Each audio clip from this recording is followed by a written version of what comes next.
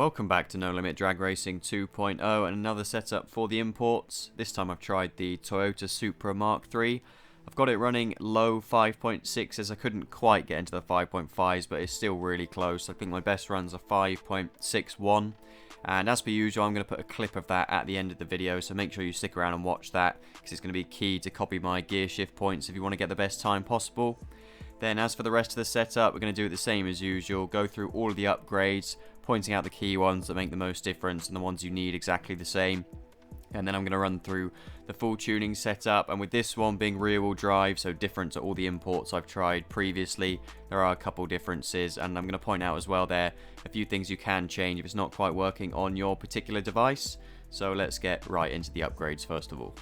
Starting off with the upgrades is a similar kind of story as my previous import setups. So we just want to go over to engine and make sure everything in there is fully upgraded to the best possible, because yet again here we're just going for the fastest time, so we want the most power. Then onto intake, fully upgraded intake and fully upgraded exhaust. And I've gone with a turbo again. The reason I tend to use the turbo instead of nitrous for these imports is it's just one less thing to do. If you have the nitrous installed, you have to purge it each run, which can be a bit annoying if you're doing 100 runs trying to set up a car over time, so I tend to just use the turbo. And then as for the exhaust exit, I've got normal exit installed. You can use any of them, it won't really make any difference to the performance. Transmission, fully upgraded transmission. Main thing here, just make sure it is the 6-speed. I know that comes as standard, but some people might misclick the other one, and you're going to need all 6 gears for this setup. And then fully upgrading the clutch and flywheel to the best possible. Onto suspension, fully upgrade front brakes, rear brakes, front suspension and rear suspension. Same again with the imports here. You can see you can't upgrade the axle config from this page, but you are able to upgrade it once you get into the tuning setup and go on the bump and rebound section. So for now, if you've got your car stock, that will be on the second upgrade I think, and you won't be able to change it. So just leave it on that one for now, and you will be able to upgrade it later, but just make sure everything else in this section is upgraded to the best. Then onto the frame, upgraded the roll cage. Wheelie bar, yet again we don't have the wheelie bar installed, which I did initially use it for this car, but the setup I've come to in the end, you don't actually need the wheelie bar because it never wheelies enough to actually warrant having it on the car. So don't install the wheelie bar, you don't need it for this one. Weight reduction, fully upgraded, same with weight transfer. And parachute again I've left out. You can install it if you want. I don't think it makes any difference to the performance of the car. I just don't put it on because it's one less thing to do at the end of the run really. Click the parachute button. That's the main reason I don't install it. Then onto computer. Nitrous tuning we don't have upgraded obviously because we don't have nitrous installed. Then as for the rest, fully upgrade the launch controller, fuel controller, timing controller and the boost controller. And finally here onto the most important section as per usual is the tyres. You want to make sure your tyres are exactly the same size, because if you change the height to a different height to mine, it's going to affect the gear ratios of the car and it won't work at all. So this is the most important section you make sure is exactly the same. So for the rear tyres we've gone with slick, 24.5 on the height, 21 on the width and 13 on the diameter. So just make sure that's exactly the same as my one. Then onto the front, we've gone 24 height, 4 width and 15 on the diameter, and obviously it is rear wheel drive, you can't change the compound, so you just leave it as street. So just double check you've got both of those tyres set to the exact same size as mine, and you should all be good to go there. And now we'll move on to the tuning setup. Getting into the tune, first of all we want to go over to the computer section. As you can see here again, I've not used launch control for this setup, so make sure that box at the top is unchecked. Then limiter RPM, this is the key one in this section. You need to make sure that's set to 10,000 before you try and set the gear ratios, or it's not going to let you adjust them properly. So setting the limiter RPM to 10,000. Shift light RPM, again this is preference. I tend to put it on 9600 because it's kind of the midpoint of when you want to change gear. You're going to notice for the earlier gears, second to third and first to second, you shift a bit earlier than that, and then the later gears you max out right to the red line. But the main thing, you just want to watch my run at the end to see the exact shift points to get the best time. And then delay box set to 0.40 I should say, and that's just set up for the pro tree, so launching when the amber light comes on. If you want to learn how to set that up yourself, just watch my tutorial, I will link it in the top corner of the video. Then also here we want to go fuel rate and timing. You can see in the top right hand corner of the screen, perfect tune is installed. Now, this is unique to your setup and unique to your device or your car. You can't copy my numbers, so either spend 300 gold for each of them to get the perfect tune, or buy the strip car version.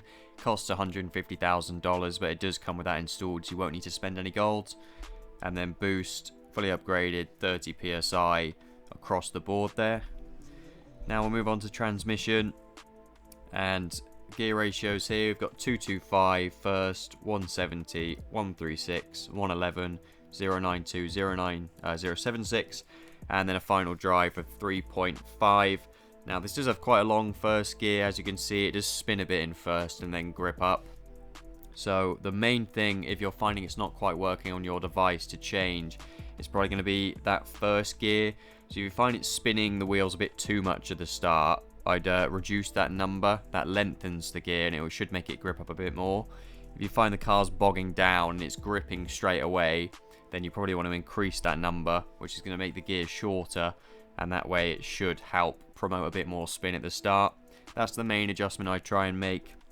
Then also, I always mention this, but people still seem to comment it, graph scale is irrelevant. It just shows you the scale of the graph, so you can see the gear ratios properly. It doesn't affect the setup. I do see a lot of people commenting, oh, the graph scale keeps resetting. It doesn't make any difference, so just ignore graph scale. Make sure all the rest are the same, and then once you've tried that, you can trial and error that first gear if you're not quite getting the same times as me. Onto suspension. Kind of a weird setup on this one. I've gone 0.15 lowest on the ride height, which is fairly normal. Then for the stiffness, I've gone fully stiff across the board, so 70,000 on the front and 70,000 on the rear. Bump, gone max front bump and lowest on the rear at 1,000. And same then on rebound, I've gone max stiffness, max stiffness. This is the section I mentioned previously where you can upgrade the suspension. So you're going to see in the top right hand corner of the screen the option to upgrade it. So that's where you want to do it, and you want to add that now because you couldn't do it in the upgrade bit for some reason. I'm not sure why. Extension. This is just aesthetic. It doesn't affect the performance of the car, but I've gone with 0.5 on the front, minus 0.24 on the rear. Camber, same thing again with camber. It should affect performance because if you put loads of camber on, you can have less contact patch with the ground, but for some reason they've made it so it doesn't affect the performance. So I've just set the camber up here so the tyres aren't clipping through the bodywork. So if you want the same for your setup, just copy my numbers there of minus 22 front and minus 45 on the rear. Wheelie bar we don't have installed. Weight got on 0.69 and 0.05. As you can tell, really it is rear wheel drive and it doesn't want to wheelie off the start, so I put the weight way forward to try and stop that. Computer we've already been through, and nitrous we obviously don't have installed. So that's everything for the tuning setup. Make sure you double check everything is the same there. And now we'll get on to my best run so far. Finally, on to my best run with this car so far, a low 5.6. Key thing here is going to be the gear change from first to second. You're going to see the car spins the wheels initially. You do want it to do that, then it will grip up, and you want to change gear after it grips at around 9,400 RPM, and thereafter shifting later and later for the rest of the gears. As you can see there, launching on the amber light with Pro Stage, shifting around 9,400, and then later and later until 5th to 6th, you're changing around 9,900 RPM. Just going to cross the line there with a low 0.8 on the 60 foot, a low, 0.819 for this run. And the top speed is the main thing that helps this car out, crossing the line at 245.5. So that's it from me. Please leave a like below if you've enjoyed this video and found it helpful, and I'll see you next time.